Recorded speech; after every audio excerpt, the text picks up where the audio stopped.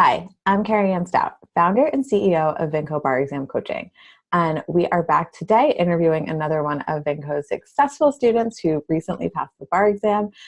We're here with Leslie, who's going to tell us a little bit more about her experience studying for and passing the bar exam, and specifically let you know a little bit more about her experience working with Vinco. So welcome, Leslie. How are you doing? Thank you. I'm doing well. Doing great. You passed the bar exam. Right. I You're just just doing passed the bar. well. I expect way more from you than I'm doing well, I'm thanks. doing amazing. Tone it down. Didn't want to be that dramatic. Would you tone it down? So let's just jump right in and get to some of these questions. So my first question for you is, when you were looking into hiring a private coach or a private tutor, what was important to you? What things were you looking for specifically in that relationship? So first of all, probably erroneously, I wanted a tutor that would give me like substantive knowledge, because in I my didn't know mind, that. well, now you know. Well, in my mind, I thought I didn't know anything.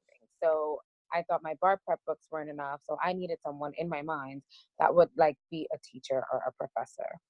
Um, then I met, then one of my very good friends gave me this great feedback and told me that what I didn't need was substantive knowledge, but rather more coaching and how to use what I already have.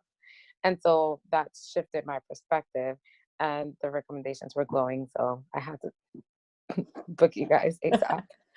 Thank you, Alira, for that. But that's, actually, I really didn't know that. I feel like you knew better than to tell me that that's what you were I looking did, for. It's yes. safe now. It's safe now. But Right. so sort of what was initially in your head was that like I need more help with the substance. But prior to actually getting like hooked up with us, a friend had sort of talked to you about that's probably not the case. That it's more about like how you're using the tools. That's interesting.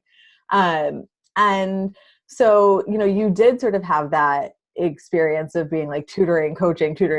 And I would say like, that's probably one of the number one questions I get asked, which I should be better at like explaining what I do for a job. But it's like, what's a bar exam coach? Like, I know what tutoring is, but like, what do you do? And so, now that you've been through this process and sort of have a little bit better of a grasp on the distinction, could you talk for a minute about sort of what you think the difference between tutoring and coaching is, and how your coaching relationship played out? I'm not an expert, but I will say that tutoring is more so, it's kind of like a nutritionist versus trainer relationship. So a trainer is just essentially telling you what to do, right? And so a nutritionist is giving you the background knowledge on how to use your daily routine to be better. And so tutoring in my mind would just be a class, and it wouldn't be any different than a bar prep video. I didn't want to say the name of the company. We love them all. We love right, them we all. love them all, but it wouldn't be any different than a standard video with a professor, which they're all pretty great. So it wouldn't have been different. However, coaching, I didn't even know that I had this specific learning style. And so, first of all, that was huge. I now learned how I learned at 26. Impressive. Better late than never. Right. And so then accountability for me is very important. Not to say that, I'm irresponsible, but I'm a high class procrastinator. So obvious. Okay, I'm here. I'm back. I'm a high class procrastinator, and I needed that accountability, especially while working. I was just so tired. It was less about being a procrastinator and more about like, oh my gosh, I'm exhausted. So yeah, that's a big thing, like human nature. It's like we will all procrastinate if given the opportunity to. It's not that we're like lazy or not hardworking. It's just if something's unpleasant, of course we don't want to do it. And like nobody loves bar prep. And that's true. Like, could you actually talk for a second? This was not one of our pre-talked about questions, but I hear frequently like, I'm working full time. Can I pass the bar exam? And like, obviously your answer is yes. And like Leslie's schedule was not like super easy, and there was potentially like moves and commute changes and curveballs coming at her left and right. And can you talk a little bit about like how you managed that balance? It was very difficult. I had a surgery. I was recovering from a surgery that I forgot about that. prevented me from moving my arm, so I couldn't carry my books. at the time I was getting used to my clerkship. And so I had a 200 case docket. So I was at work from 8 a.m. to 6 p.m. And there was just a lot going on. So in my mind, I said, okay, this is a huge investment. And so I either block the noise and just focus on my program, or I use every excuse that I have, which if you think about it, any excuse that I had would have been a good excuse to just not They were do all it. perfectly valid. They were all valid excuses for me to like not study for the bar. I think as a matter of fact, you and I spoke at some point about like just taking the July exam. And so I had all valid excuses, all of them, every single one of them. But I just had to make the sacrifices. At some point, I even paid double rent because I just didn't want to move to have that tunnel vision. So in my mind, I just knew that I really didn't want to do this again. This is a huge investment. And so at some point, we have to like put on our grown girl pants and block out the noise. And Yeah. that was really my approach. I was miserable the whole time. Not that I'm like this inspirational person. She really was miserable the whole time. I can attest to that. I was miserable the whole time, but I had to do what I had to do. But I think what helped you, and you can correct me if I'm wrong, is like you kept seeing progress though. Like when even if it was just like a little bit, those scores would like hit the next level. The essay feedback would get a little bit better. I think that helped you to keep going, that you're like, all right, this sucks and I'm tired and I'm sacrificing and I'm, really leaving it all on the court this time, but it's working. Like I'm getting better. And I think that's sort of what allowed you to keep that pace. Does that resonate? And so you did a great job at that, because even when I would get good scores, I'll be like, well, Carrie Ann, I got a good score, but I was just having a good day that day. And so I would find an excuse for my good score. And then that's where you would come in and knock sense into me. And that's what pretty much kept me going, was the open communication. And so having you, I would see you once a week, and then the Saturday classes were very helpful because there was a community of people that was going through the same thing. And they were all very encouraging. And then I had my accountability partner, which she was awesome. Really, really just amazing. So we would just, that support, that general support, because my friends that passed the bar could only say so much because they were on the other side. And so when you're on the other side, now it was so easy for me to talk about it, but when I was there, I thought I was going to drown. And so knowing that there was all these people with me, just running this marathon was really a game changer for me. And so, on that note, you sort of just like mentioned that this was the second time that you took the bar when you passed it. And I think it's very helpful for students to hear, like, what were some of the changes that you made, like the big changes that you sort of credit being able to pass this time with. So if you could maybe say like one or two like strategies or skills or things that were like big changes you made from the first time that you think helped the most, what would they be?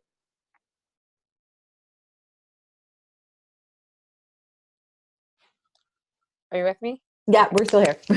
So two big changes. One, I did have a multiple MBE program when I first started studying for the bar. However, I would always do them on practice mode.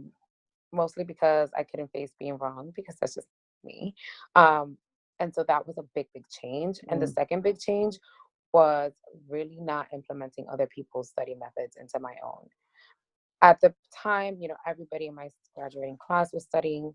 I'm a social butterfly. I talk to a wall. So I literally spoke to my entire graduating class about what they were doing, and I would let that influence me.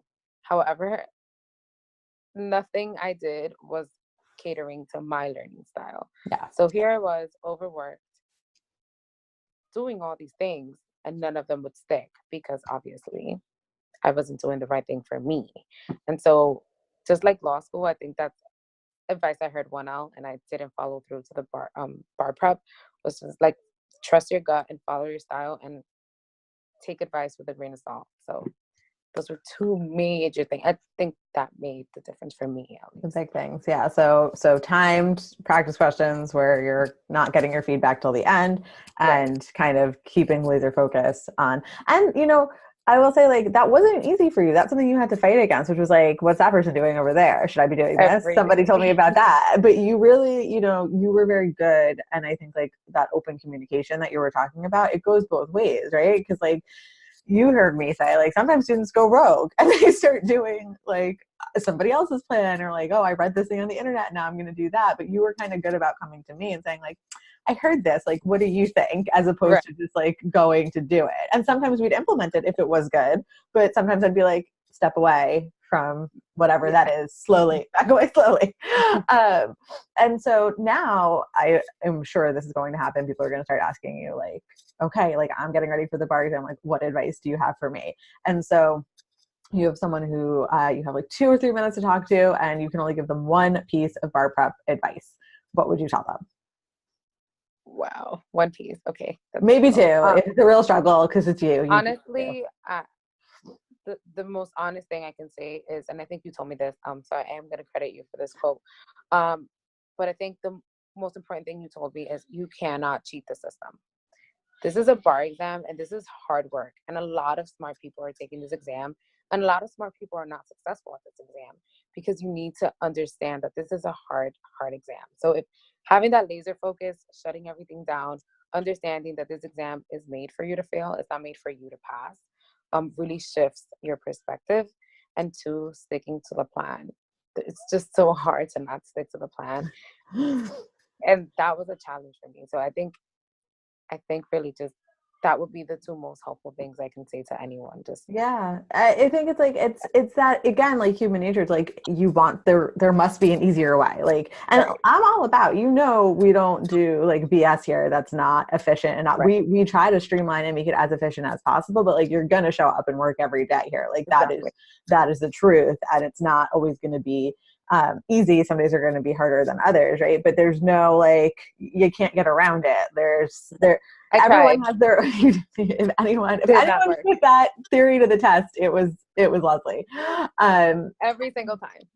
And so on that note, my last question is sort of completely self-serving, but we want to give potential students who are thinking about working with Vinco or a bar exam coach a little bit more of a feel of what it's like to work with us. So what did you enjoy about your experience, obviously other than your coach? What did you enjoy about your experience working with Vinco? So I enjoy the transparency and the honesty amongst like you and I. We had great communication. You would tell me how the numbers were looking, how it was looking for me. Sometimes I went down. It wasn't always an uphill battle. But the transparency really kept me going because I'm like, okay, she's being honest with me. So I really know where I stand. And I think that was a game changer for me because that allowed me to be honest with you about my struggles. And so that open communication was amazing. And obviously the Saturday groups, amazing. And the accountability partner, which she's still my best friend. I said this the other day that like I may have a future in like matchmaking. That is 100%. by far my favorite part of this job, because like I match, so not everyone may know this, like I not only match the coaches with their students, but I also match students with each other to be accountability partners. And like that is by far my favorite thing that I do. So maybe we'll see like Vinco matchmaking 2020. Sign me up. Leslie, thank you so much for taking the time early on a Saturday morning to chat with me, and congratulations again. For those of you out there who are interested in learning more about Vinco, you can find us at vincoprep.com, and I'll see you in the next video.